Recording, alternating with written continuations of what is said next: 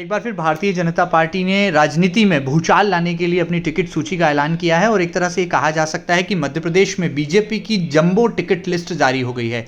Jumbo इसे इस मान से कहा जा सकता है कि जिस तरह से लगातार बड़े नेताओं को यहाँ पर मैदान में उतारा गया है, तो वहीं दूसरी तरफ इसमें पूरी तरह से सूची में संतुलन बनाने की कोशिशें की गई हैं। आपको बता दें, जो बड़े नाम यहाँ पर मध्य प्रदेश की राजनीति से आते हैं वो अब चुनाव मैदान में नजर आएंगे, यानी कि किंग मेकर खुद किंग की भूमिका में चुनाव लड़ते मैदान में उतरते दिखाई देंगे। चाहे हम बात कर लें केंद्रीय मंत्री नरेंद्र सिंह तोमर की बात करें, या बीजेपी के कद्दावर नेता राष्ट्रीय महासचिव कैलाश विजयवर्गीय की बात करें, या फिर सीधी की सांसद रीति पाठक की बात क्यों ना कर लें।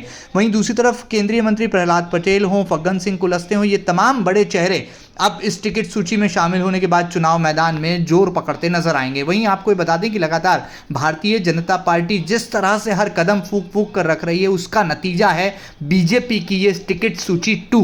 कहा यह जा सकता है कि जंबो टिकट सूची है। बड़े नेताओं के साथ साथ सियासी संतुलन को बैठाने की भरसक कोशिशें की गई हैं। तो वहीं दूसरी तरफ इस पूरी सूची के जरिए भारतीय जनता पार्टी ने मध्य प्रदेश की राजनीति में नए समीकरणों को भी जन्म दे दिया है। तो वहीं दूसरी तरफ उन तमाम नेताओं की उम्मीदों पर पानी फेर दिया है जो कहीं ना कहीं अपनी अगली पीढ़ी को चुनाव मैदान में उतरता देखना चाह रहे थे।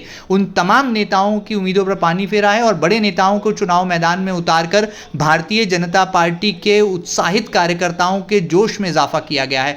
आप देख सकते हैं कि एक तरफ राजधानी भोपाल में प्रधानमंत्री नरेंद्र मोदी बीजेपी के महाकुंभ में शामिल होते हैं, तो उसी दिन देर रात जो है ये सूची जारी कर दी जाती है। यानी पूरी तरह से रणनीति अब साफ है कि भारतीय जनता पार्टी चारों काने चित करने की दिशा में अपने कदम आगे बढ़ा चुकी है और सर्वे के साथ साथ उन तमाम बड़े नेताओं को भी चुनाव मैदान में उतारने के लिए अब एक तरह से ग्रीन सिग्नल दे दिया गया है। देखना होगा कि जब राकेश सिंह जो कि जबलपुर से सांसद हैं वो चुनाव मैदान में होंगे तो नजारा क्या होगा। रीति पाठक, गणेश सिंह जो कि सतना से आते हैं वो चुनाव मैदान में उतरेंगे तो कैसे कांग्रेस इसका काट निकालेगी। तो दूसरी तरफ नरसिंहपुर से केंद्रीय मंत्री फग्गन सिंह कुलस्ते के साथ साथ यहां पर प्रहलाद पटेल जब चुनाव मैदान में होंगे, बीजेपी के कद्दावर नेता कैलाश विजयवर्गीय इंदौर एक सीट से मैदान में होंगे, तो कैसे कांग्रेस के जो तमाम बने बनाए समीकरण हैं उन पर यहां पर जो है भारतीय जनता पार्टी की रणनीति ने एक बड़ा सवालिया निशान लगा दिया है। बीजेपी की इस सूची ने साफ कर दिया है कि चुनाव यानी कि मिशन 2023 को लेकर